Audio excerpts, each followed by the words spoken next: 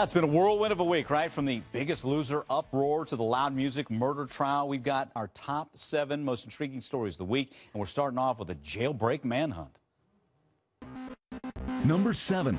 We've got some breaking news to tell you about. We've been tracking an escaped fugitive. Authorities spotted Michael David Elliott during a traffic stop in LaPorte County, Indiana, after he spent 24 hours on the run from a Michigan prison. He was serving a life sentence for killing 4 people and burning down a house. After breaking out, authorities say he carjacked a woman's Jeep, took her hostage.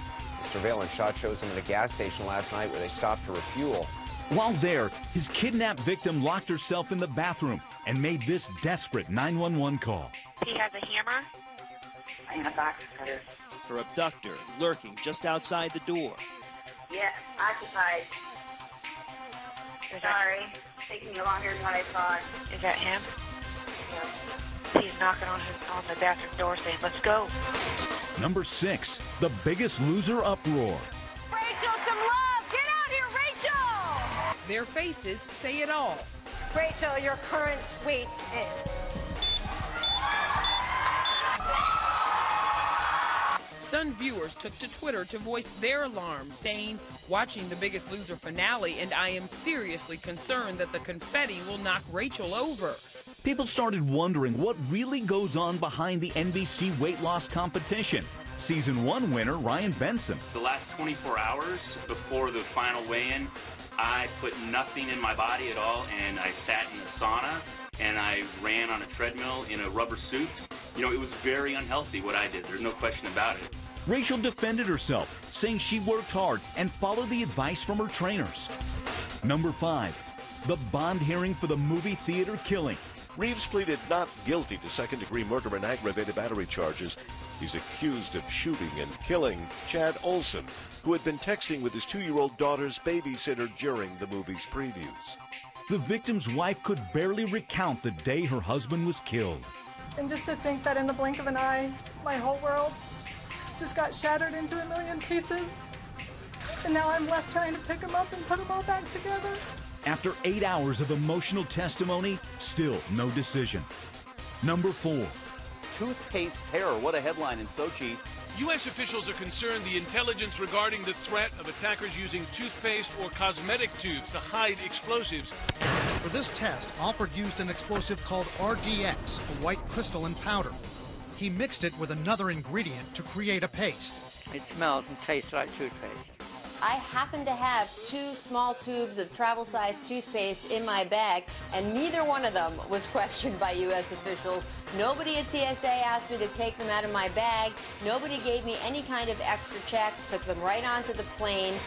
Number 3. Jay Leno bids farewell, but not before big-time celebs gave him a musical send-off.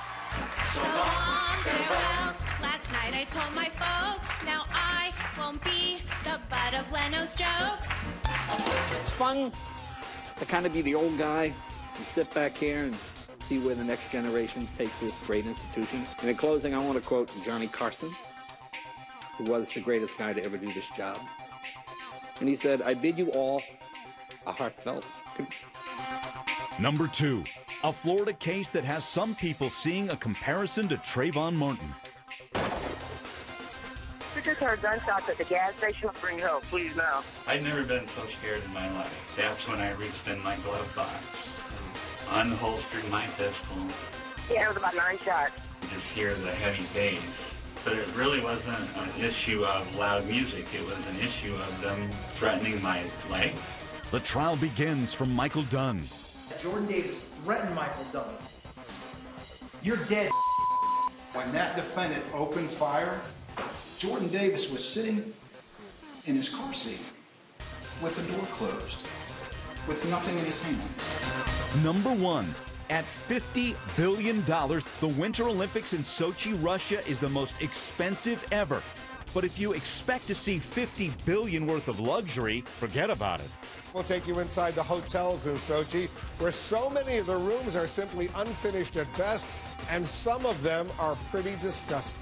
My hotel room, the window fell out on my head. Had to sleep the first night in about 35 to 40 degree temperatures. And the bathtub just kind of isn't really there, it'll probably fall apart. Greg tweeted this: please do not flush toilet paper down the toilet, put in the bin provided. Dan Wetzel wrote this: anyone in Sochi now in possession of 3 light bulbs will trade for a door handle. This offer is real.